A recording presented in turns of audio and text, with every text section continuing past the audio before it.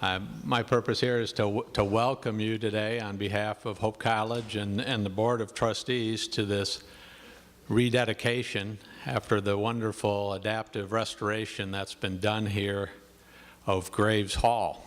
I've been thinking about coming here today. I couldn't help but think about being here in Philosophy 101 with Dr. Dykstra. Of course, at that point, I was on the other side of the podium. This will not be a philosophy class, however. It would be very painful for folks on both sides of the podium if it was. But there is a test. And the test, of course, will be this wonderful facility passing your inspection. And I have no doubt whatsoever that it'll pass it with flying colors. I've had the opportunity as chairman of the board to have a few opportunities to peek at it and go through and see it myself, and it is just a wonderful facility. And in that vein, I would like to just recognize some individuals who were a part of this wonderful process. Lakewood Construction, our contractors, the architectural firm of Fishbeck, Thompson, Carr, and Huber, Pristine Glass, who did the art glass restoration and replacement, Carrie Fenwood, who did the restoration of the president's portraits, Larry Blovis, who prepared a new portrait for us of Dr. Jacobson, Greg Mayberry, who managed the process on behalf of Hope College, and Ed and Diana Marsilia for their challenge gift, which was the catalyst for the fundraising efforts, and the many other donors who participated in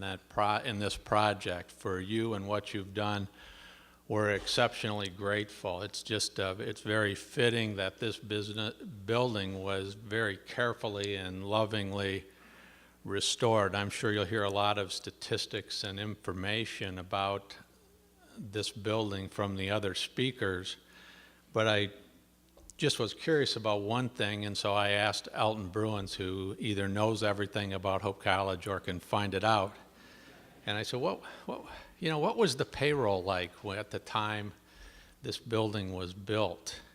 And he said it was 80, Hope College had 10 employees, a president, 6 professors, and 3 tutors. And the total compensation was $8,800 per year.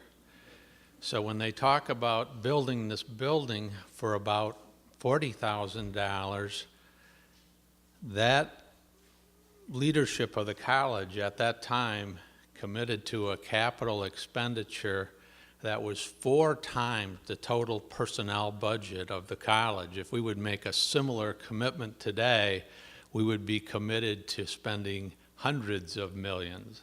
And so I think it's important as we rededicate this facility to just remember and think about the tremendous sort of foresight and commitment and belief in the future that those original builders of this facility had, and we hope that we will have the same foresight, the same courage, and that our decisions will be viewed as being as wise as the decisions of those individuals were. So I thank you again for attending, and we'll begin with a prayer. Friends, would you join with me, please, in prayer? Let's pray together.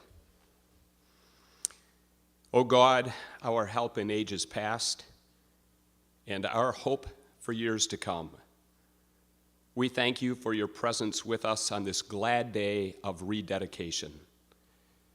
Remembering today that Graves Hall was first built to serve as the chapel, library, and classrooms, we sense your pleasure today in this rededication because we realize again, O Lord, that this building, in its original intent, was designed to wed faith and education, to be a place where students both worshiped and learned. Loving God, we also sense your pleasure on this good day that Graves Hall also stands as a testimony of our alma mater's commitment to serve not only the students of Hope College, but also the students of this community. And we ask your blessing on the ministries of Upward Bound and the Children's After-School Achievement Program as they continue to make their home in Graves Hall. Remembering that the cornerstone of this building echoes the words Spera in Deo, and seeing that the sentinel to this building is our anchor of hope, we again thank you for being our help in ages past and our hope for years to come. And we pray all of this in the strong and the precious name of Jesus. Amen.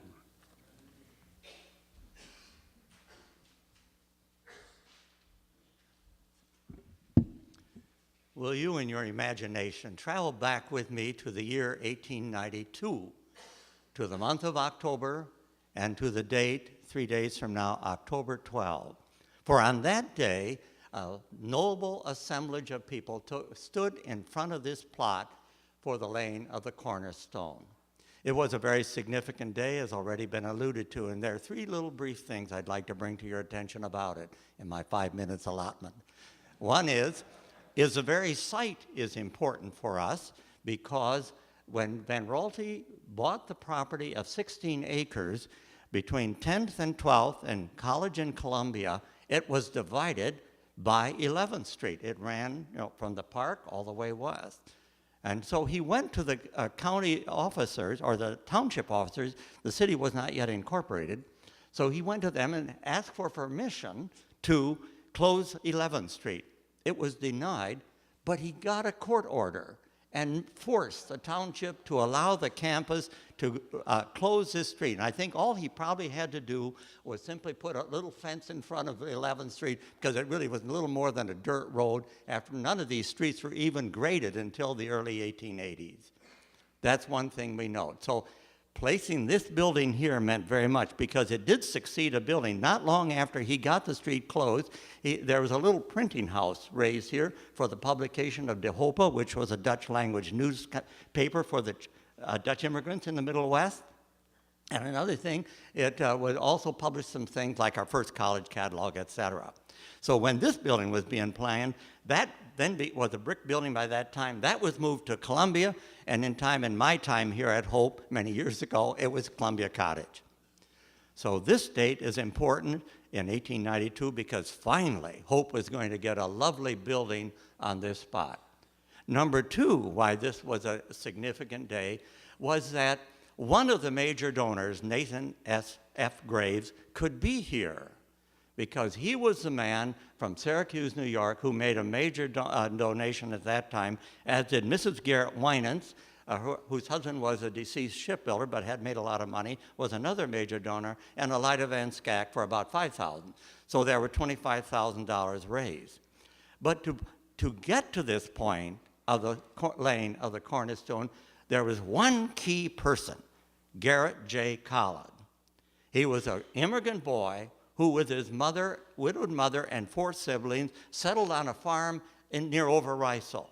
And Van Raalte spotted him as a bright young man and said he should go to the academy. And he convinced his mother, of the widow, that she should let him go here to the Holland Academy, which he did. Graduated in '64 from the academy, and '68 from the college.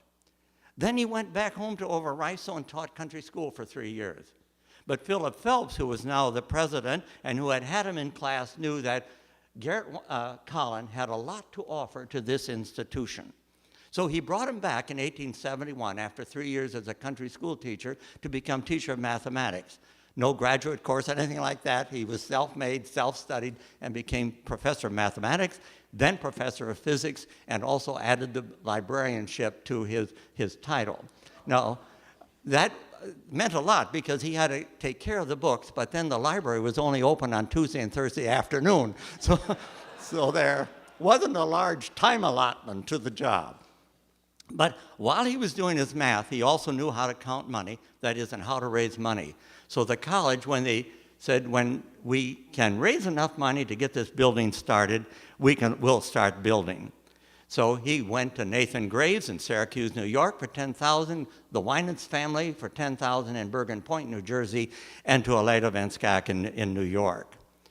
And so with that in mind, the council permitted the building to get going here. And it got underway because the council said, we're not going to incur any debt. The council had finally paid off the $33,000 of debt in the early 80s after a long recession of the 70s. So we were not to have any more debt. But here on the cornerstone, and Colin was then chairman of the building committee, got this $10,000 from Graves. So it was a significant day. President Charles Scott was there, and he did not live to the day of the dedication in '94, but Graves was there, and it was of double significance, because not only did he give the $10,000, he also gave half of his library, and his library totaled 10,000 volumes. He was a book bibliophile. And so, and in the 5,000 books that he gave was James J. Audubon's reprint of his Book of Birds, which you can see in the library now if you want to go to the north end of the first floor. So here came Nathan Graves, and he was here for the opening also of the laying of the cornerstone. Gave this significant gift. It was all the more significant because up to that time, the library consisted mainly of retired ministers' libraries. Well, that would be heavy on theology and biblical commentary. But with Graves, it was books of, there's a 13-volume set of the works of Alexander Hamilton, a multi-volume set of the works of John Adams, books in literature and culture and travel and all the like. A tremendous collection. So Colin was not only happy to get the money from Graves, but also these books. So here on the dedication or of the laying of the cornerstone, October 12, 1892, we had this marvelous assembly for the laying of the cornerstone, which is rather high in the front, and as Bill mentioned, it says Sparrow and Dell. The walls were already up considerably, but it meant it was an extremely important day. Now there's a good classroom building.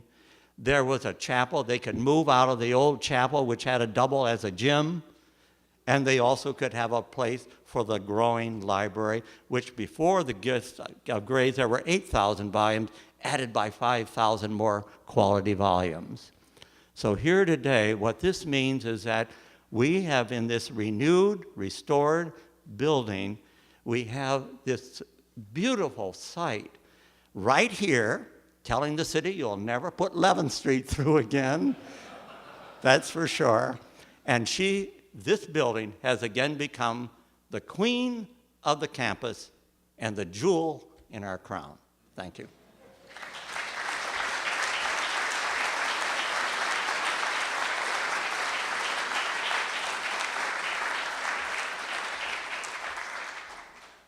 Hello, everybody. My name is Phil Davis. I'm an architect with Fishbeck, Thompson, Carr, and Huber.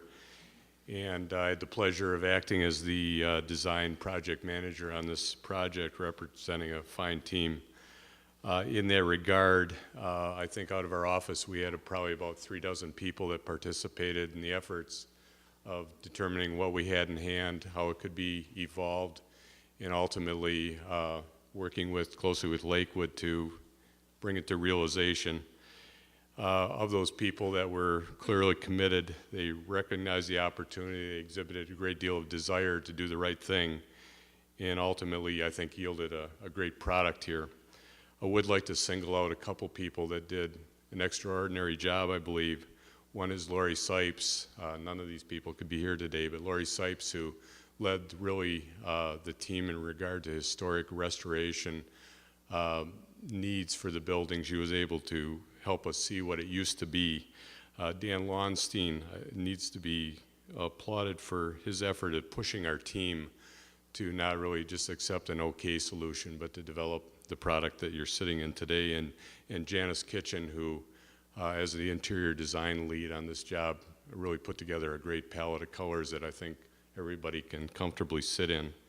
I would also like to thank Hope College. Between President Boldman, Provost Bolkins, Greg, and others who gave us this opportunity and trusted this gem of a building with our firm and allowed us to do what we did, and also acknowledge some cooperation, a good deal of cooperation from the agencies, the city, who in some ways bent rules at times to allow us to do what was right for this historic building. All that said, I'd like to get back to the kind of the flavor that Elton had earlier about, what was to be and what could be accomplished. And we recognized early on that this really needed to reestablish itself as, a part of the rich fabric of the campus. And we wanted to demonstrate a good deal of respect for the heritage of Hope College and what their values were.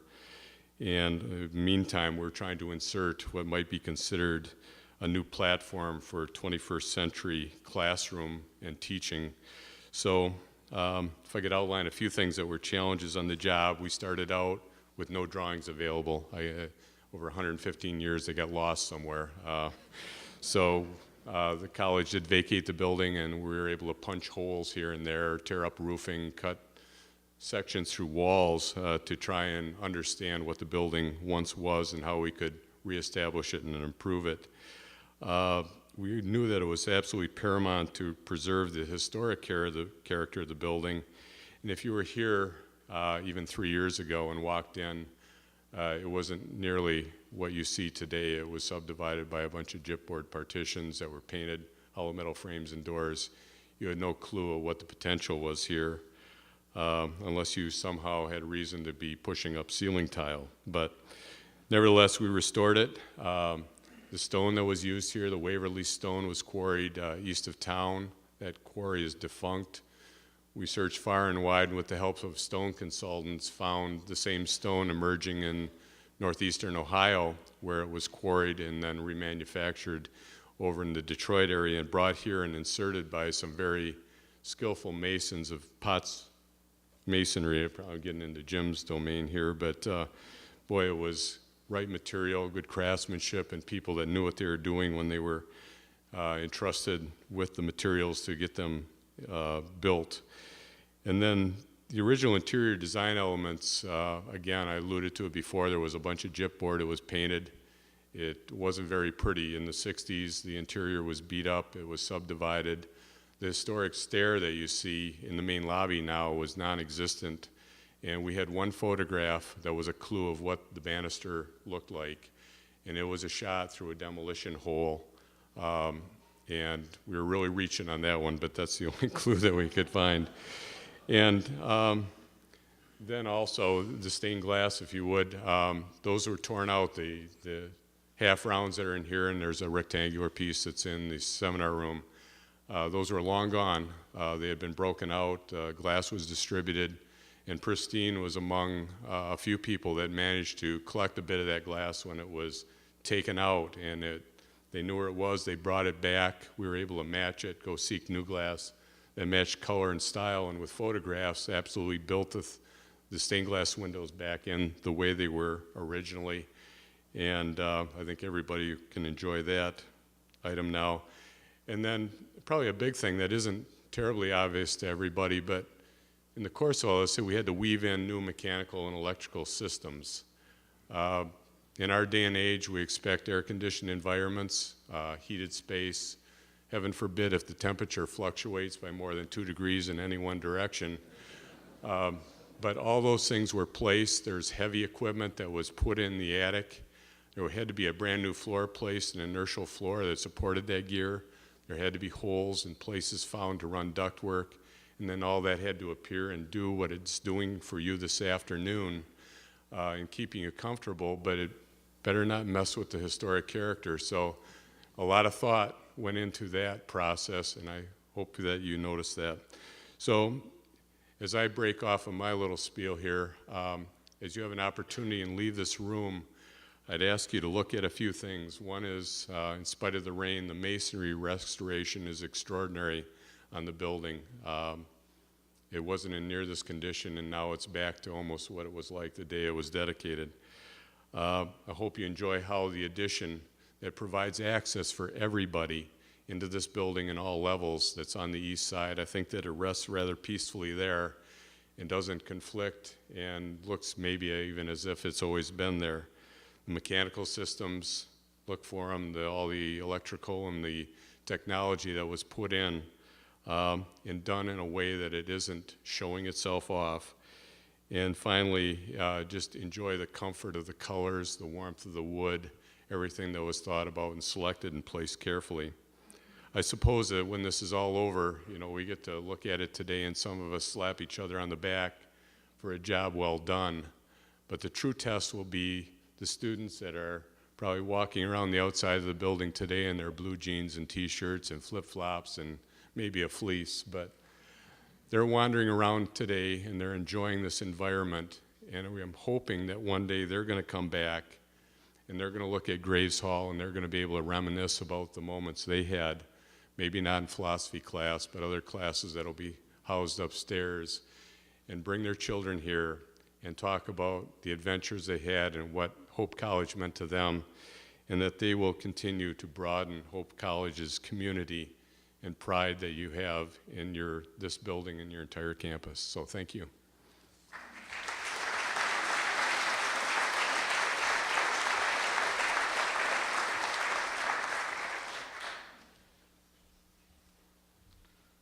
Thank you. I'm Jim Stroup. I'm the president of Lakewood Construction. First of all, I would like to encourage Joel and the board to go ahead and spend those hundreds of millions of dollars on new buildings on Hope's campus. We'd appreciate it. The whole economy would appreciate it. So, we at Lakewood have been involved in very many restorations and renovation projects over the years. Including Keppel House over on 10th Street over here back in 1995. Restorations and renovations are not without challenges, and as Phil was saying, this one is very similar to that. What Graves was a beautiful old building, but she was tired and she was showing her age. It was cobbled up over the years, as Phil said, all with the best of intentions to keep it a functional part of Hope College's history. What Graves wanted to become was that same beautiful building with the same character and appearance, but brought up to with state-of-the-art mechanical, electrical, and communication systems that could safely and efficiently accommodate the functions that the planning team was planning for the building. What you see here today is a result of a lot of time and effort by a lot of people that actually had to make that happen. Investigations of parts of Graves Hall started almost 2 years before we actually started any construction. People from Fishbeck, as Phil said, and people from Lakewood were punching holes and kicking in things, and the place, like Phil said, kind of looked like a disaster area. Others, like Elton, were able to help us and knew a lot more about the history of this building and what it was earlier, and that was a great help to us as well. Again, I'll reiterate some of the things that Phil said, but these are just some of the things that we ran into during the course of the construction. As he said, some of the stone on the outside of the building was deteriorated beyond reuse. So what we did was we looked around and we were able to take some stone off the existing building, off a lot of it near where the new east entrance is, and reuse some of that. We also found some stone that had been stored since Van Raalte Hall had burned in the late 1980s or early 1980s, and that had been stored around here, and we were able to reuse some of that on the building. And then, as Phil said, the balance of the stone, which is mostly used on the east entry here, came from, I think it was the Kipton Quarry in northern Ohio. It was decided to keep the original roof structure to the building. Going through it, it all looked like it was in pretty good shape.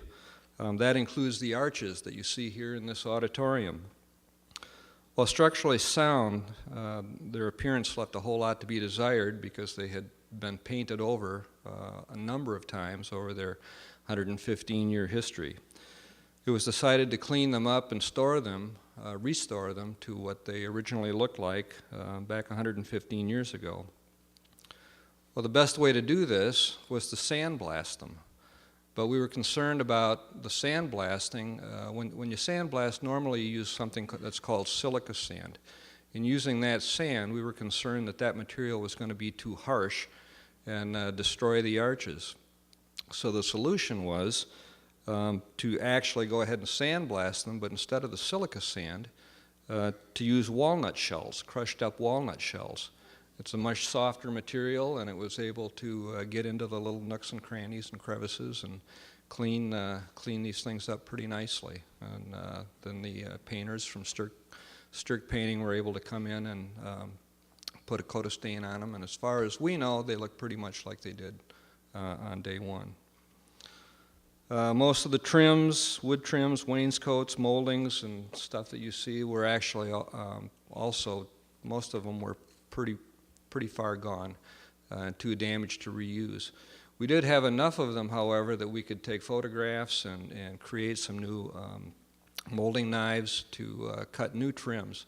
And as far as we know, all the trims, all the windowsills, wainscots, paneling, all of that is pretty much the way it was when this building was first opened 115 years ago. Phil also talked about the stained glass. Elton recalled that during one of the earlier remodelings, part of that glass had been kept by a gentleman named John Vanderburg, who had a glass studio, in Zeeland. John passed away in March of 2004 at the age of 87. Before that, however, through some circumstances, John had given the glass, or parts that he had, to a gentleman named Tom Blackburn of Pristine Glass. The stained glass windows you see here today are replicas of what were the original windows, but also some of the glass in those windows is original from the original stained glass. I think that's pretty neat. My guess is old John, John Vanderburg is looking down with a pretty big smile on his face today. The biggest improvement, as Phil said, to the building was the addition of the new climate control system. As we were disassembling parts of the building, we came across 3 fireplaces. 2 of them are near where the entrances to the new restrooms are, and the other is in what's now the president's room. As far as we could tell, those are the only sources of heat for this entire building. So, as you were saying, the temperature control thing was maybe a little bit different back then. As you are walking around today, if you get a chance, try to get up to the mechanical floor that Phil referred to. This floor, which is completely new, is constructed of structural steel and concrete. It can't be seen from the outside of the building because it's built into the old attic space.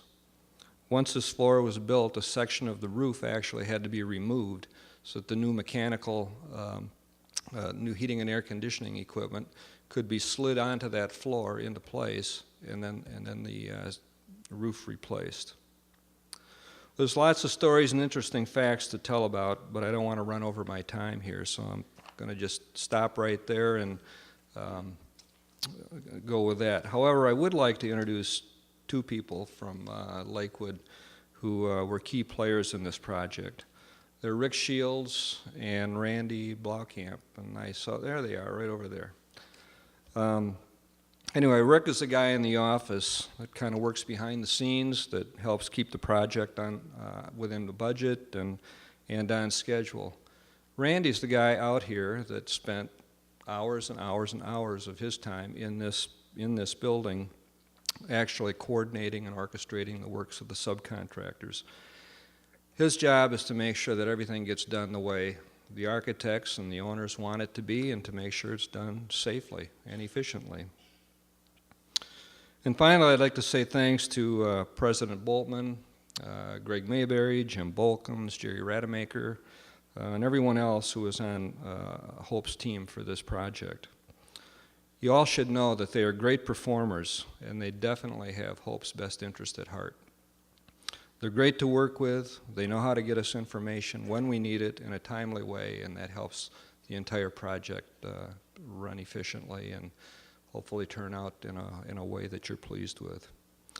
And finally, thanks to all of you today who came to this rededication of Graves Hall. Without your gifts, your support, and what you do for Hope, none of us would be here today, and this fine old building wouldn't be here either. Thanks.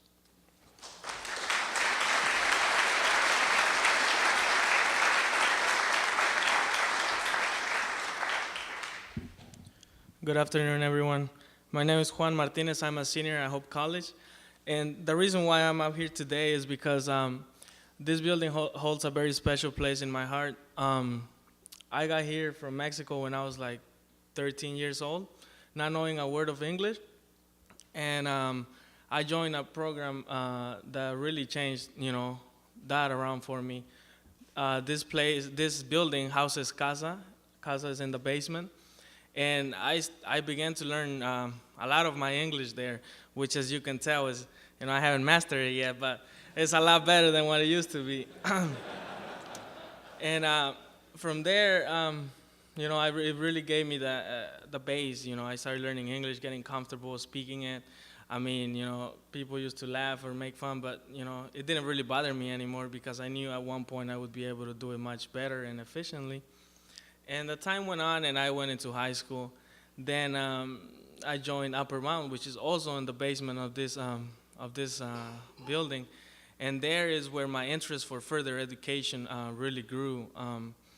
Back in Mexico, I lived in a little town. Maybe less people than the ones that are here lived in the whole town. So it wasn't, my goals in life were not, oh, wow, you're going to get this and do that, And so when I came here, this building was really everything the first building I ever saw of what a college would be, and the basement of this building is where a lot of, hardworking people grew that interest in me that, you should pursue further higher education.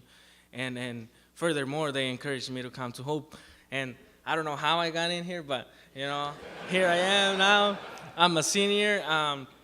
I like to think that I'm smarter, a better person now than I was, 4 years ago, but we'll see. And, this building, it means a lot to me, and I would like also to thank everybody, it's a really good job, and I mean, it'll be amazing stories, And so now, enough about me, I would like to read you an excerpt from 1892 Cornerstone Ceremony speech. It says, the following remarks reach back to the earliest days of Graves Library and Winans Chapel. During the ceremony for laying of the cornerstone on October 12, 1892. The address was by Edwin F. O., former mayor of Grand Rapids, Michigan, and soon to be assistant and later acting U.S. Secretary of State and ambassador to Germany, who expressed hope that the building would endure, rejoiced in its role as a center of learning, and praised those whose generosity made it possible. We believe that all had and the others present on that beautiful annual day, as the anchor reported, would be pleased to know that the building did indeed go on to serve for generations, and that the generosity of the alumni and friends in the 21st century would help it to do so for many more. The occasion is one of great interest, not only to those immediately connected with the college itself, not only to the city within whose municipal bounds the building about to be erected shall stand, an ornament for many generations, God grant, but to the entire Commonwealth, whose brightest jewel in the diamond of her many excellences is her educational system.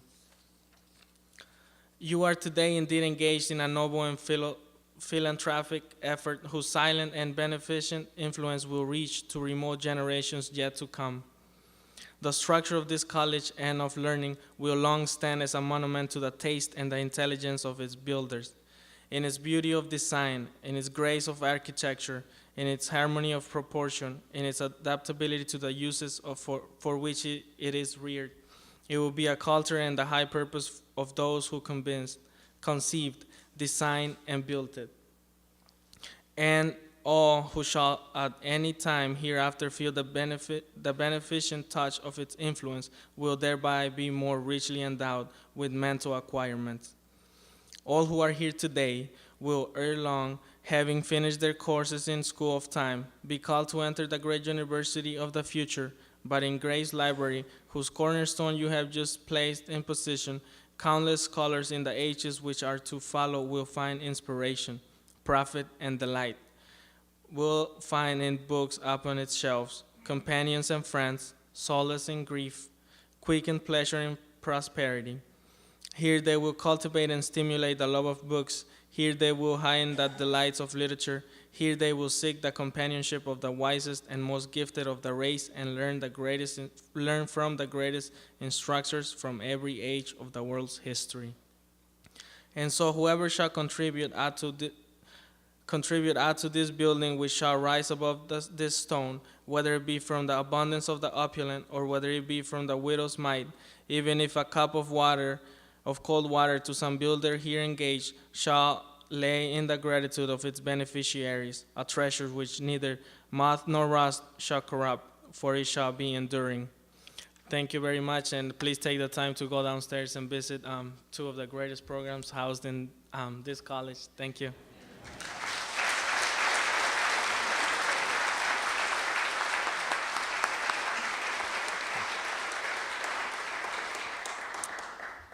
Juan, thank you. We're so proud of you.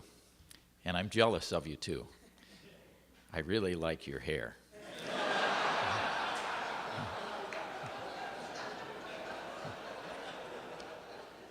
And I also like your beard, okay?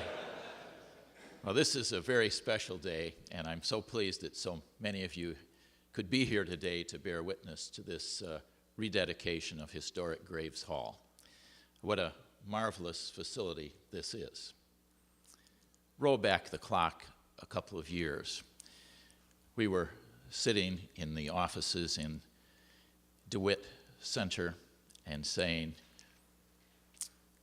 Graves Hall, this architectural masterpiece, is deteriorating. What now to do about it? It wasn't just the inside, which no longer really was functional for college use, but also the exterior of the building, the mortar joints and the roof, and so much of a building that had so much character. We formed a small committee, really small, and I want to thank this group, Jim Bolkins and Greg Mayberry for chairing this committee, John Huskin, Elton Bruins, and Jim Van Heest for their work on it, and also Jerry Rademacher and Jim Brown from our maintenance team. We got together and talked about this for several meetings. You know, what can be done here? Elton brought up the fact that this building was built for $40,000, so I immediately thought, hey, if it was built for $40,000 to restore it, hey, somewhat less than that, so we're off and running. And I also had this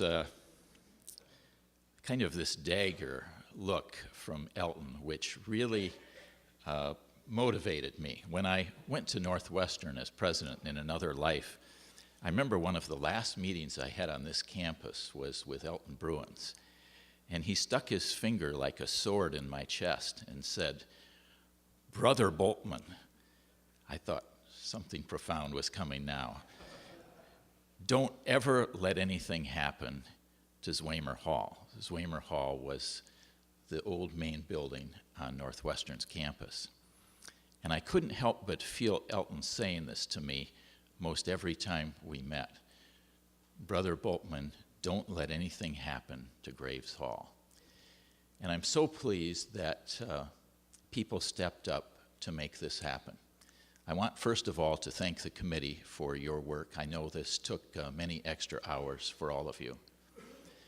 But then also, one of our students said this last week in our presence. What is a leader? And the student said, someone who steps up. And I think that the leadership gift from Ed and Diana Marsilia was a step-up leadership act. And I want to thank both of you for sharing your resources with us and providing the catalyst that motivated other people to give to this project. So thank you to you. And then to the architects. We really selected Fishbeck Architects because we knew that this building had so many structural infrastructure challenges and some artistic ones too, I think we could say, but I was really concerned about the infrastructure. There was an odor to this building that was always indelible in my mind. I always wondered if there had been maybe a stable here or something like that. And it just never, ever went away. And I remember when I came back to Hope 11 years ago, and they had redone the president's room here, I thought, great, now the odor will be gone. But it wasn't. And when they took out the old chairs in that room, I thought, I think it must have been in the padding of those chairs, that smell. But the architects told us, alas, there was no air movement in this building from the get-go. And so we knew that there had to be that treatment. And then the plumbing and the electrical. And we never did much care for the metal outdoor fire escape as either. And so there were so many things that we wanted to alter. And I think it was because of our conversations, actually, that we hit upon the term adaptive restoration, meaning it wasn't going to be an exact replica, but we were going to adapt the restoration so that it would be functional for today. And I want to thank Phil, you and your architectural firm for your work on this building. And then, of course, the selection of people to carry out the plan. We knew from the start that this building had a lot of warm wood in it, and we wanted to recapture as much of that as we could. And we knew that Lakewood had the ability in their personnel to do the kind of finish work that would make us all proud of this facility. And indeed, that came to fruition in marvelous ways. I think we also may have asked Jim if we could specifically have Rick Shields and Randy work on this project. And they were just marvelous people to lead us in the craftsmanship. Well, we so much appreciated it.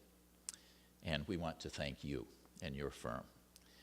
So our hope and prayer is that all of you will be able to enjoy this historic building on Hope's campus, the third oldest building, and that there will be many, many activities in this building that will take place in the comfort of a modern building, but with the memories of history and tradition.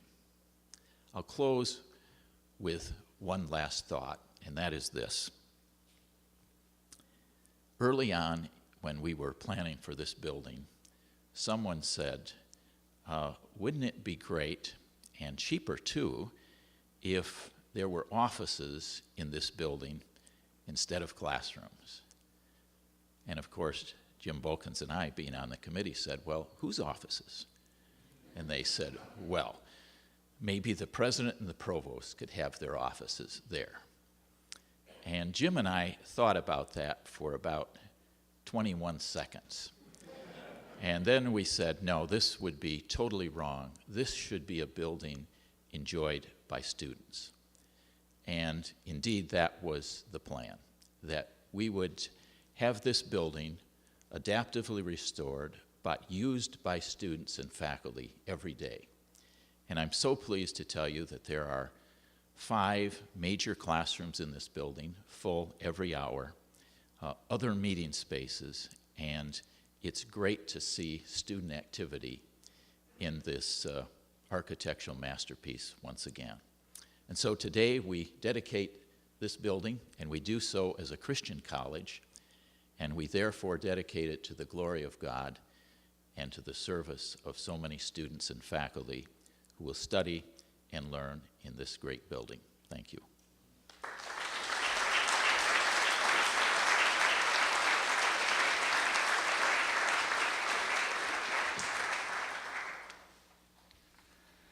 Elton and I had a chance to chat a bit before this celebration, and he humbly requested that I keep my remarks to him about him at a minimum. But Elton, given everything that you've accomplished, and as a historian yourself, surely you must understand that just will not be possible. Since you arrived at Hope College as a student in 1946, you were fated to become an expert about the history of the college and the Holland community. During your first year at Hope, which also happened to be the centennial celebration of Holland, you picked up a newly released biography of Albertus C. van Raalte and were launched into 5 decades of research and study. We stand here today in appreciation, gratitude, and profound respect for your work in documenting and sharing history with all of us. Elton, you graduated magna cum laude from Hope in 1950 with the Language Arts Composite and Western Theological Seminary in 1953 with a Master of Divinity. You worked as a pastor at 2 Reformed churches in New York, during which time you received your doctorate from New York University. You returned to Hope College in 1966 as a member of the religion faculty, a position you held until 1992 when you retired as the Evert J. and Hattie E. Blekkink Professor Emeritus of Religion. In that time, you also served the college as Dean for Arts and Humanities from 1984 to 1989 and Interim Provost in 1989. And I'm just getting warmed up. Elton, you were not retired for long when, in 1994, you decided to come back to work as the founding director of the A.C. van Raalte Institute. You were integral in the success of the research and archive facility, and your vision for the Institute is one that would make its namesake very proud. As the director, and later as the Philip Phelps Jr. Senior Research Fellow, you ensured that the Institute promotes an understanding and appreciation for the heritage of Hope College and the surrounding communities. In 2007, you retired from the Van Raalte Institute, but your efforts to capture Hope and Holland history continue in earnest. Elton, you have had a significant impact on the Holland community. You played a central role in organizing the Joint Archives of Holland, ensuring the preservation of all of the information and artifacts that it holds. You also served as its chairman from 1987 to 1995. You have continued to spread your historical and religious insights in several publications and books, including The Americanization of a Congregation and Isaac Kapan, Holland's Foremost Citizen. You have been a member of the Holland Area Historical Society, the Holland Museum Board of Trustees, and the Reformed Church Historical Commission. As a member of Third Reformed Church, you have served on several committees and have dedicated countless hours of service to the congregation and the Reformed denomination. In May of 2008, you were honored by the City of Holland by being named the Grand Marshal of the Tulip Time Volks Parade. Your level of service to Hope College is not just limited to the classroom or to the institutions you have helped to found. Elton, your contributions to the adaptive restoration of Graves Hall have been instrumental to restoring this facility to its original splendor. The hours you spent ensuring that the restoration remained true to the original intent and design of the building assisted in bringing us to this day, surrounded by our future and our history, beautifully blended and thoughtfully completed. We are celebrating a moment today that we would not have reached without you, and your legacy at Hope will endure in the buildings, the archives, and our personal and collective memories. So Elton, you have been a treasure to the Hope and Holland communities. Your joy for history is contagious and inspiring. Today is a celebration of many individual efforts that, combined, allow for the stunning restoration of Graves Hall. Today is an opportunity to thank you, Elton, for your tremendous influence throughout the community with the 2009 Hope College Meritorious Service Award. Elton. Thank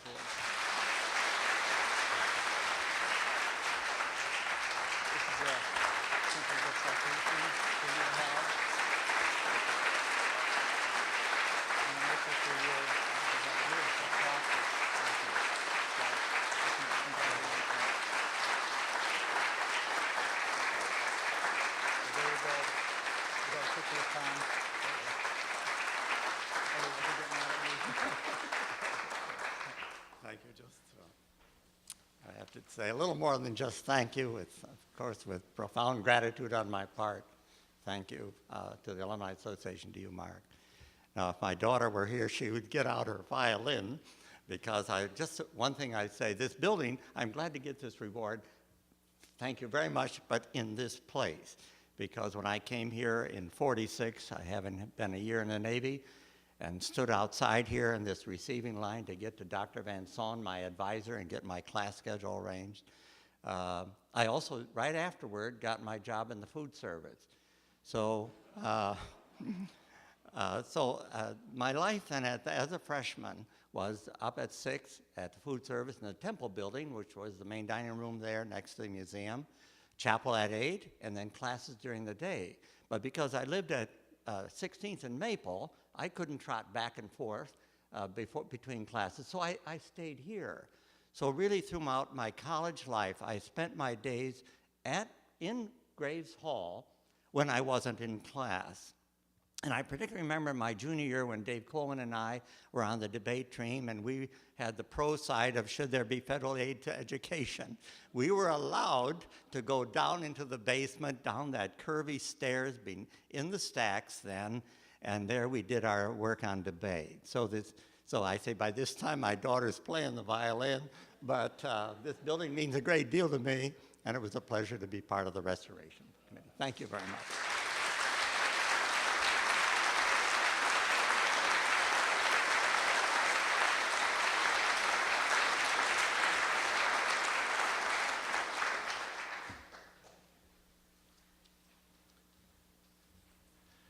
The beginning of this program coincided with the closing of our fall meeting of Hope's Board of Trustees, which meant that we had to complete our meeting on time, which was a challenge for me akin to passing Philosophy 101.